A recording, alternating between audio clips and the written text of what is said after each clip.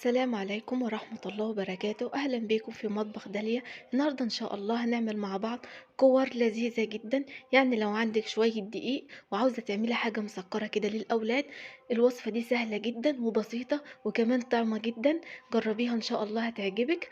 وقبل ما ندخل على الطريقة ياريت تعملي لي لايك واشتراك في القناة، ويلا بينا نسمي الله، صلى على الرسول، ونشوف مقاديرنا ايه.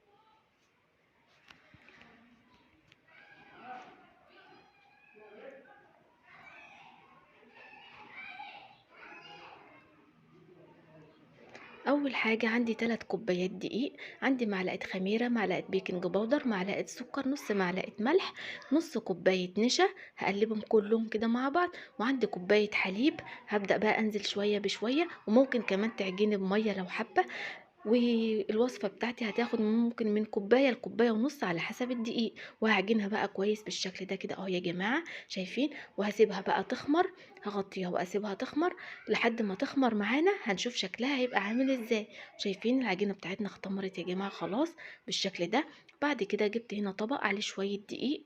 بعد كده بقى هبدأ اقطع كده العجينة بتاعتي واعملها كور صغيرة، شايفين بالشكل ده كده اهو. ولو حابة تعمليها كور كبيرة زي ما تحبي. هخلص طبعا بقى كل الكمية بنفس الطريقة. شايفين سهلة ازاي؟ بعد كده عندي هنا طاسة على النار فيها شوية من الزيت. هبدأ بقى انزل بالكور اللي كورناها بالشكل ده كده اهو، لحد كده ما يعني احط شوية كده في الطاسة بتاعتي بالشكل ده.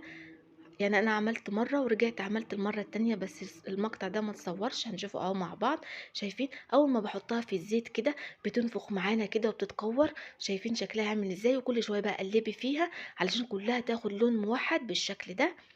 شايفين يا جماعه لونها حلو جدا. وزي ما قلت لك ما بتاخدش وقت خالص. هبدا اخرجها بقى لحد ما خلصت الكميه بتاعتي كلها.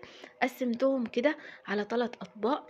اول حاجه كده هحط لها شويه من الشربات. شربات كان جاهز عندي كده في التلاجة بالشكل ده كده اهو يا جماعه.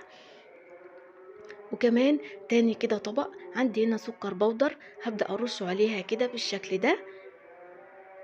وكمان الطبق التالت بتاعي هعمل كده صوص كراميل، وهبدأ احطه كده على الوش. شايفين؟ مفيش اسهل ولا ابسط من كده.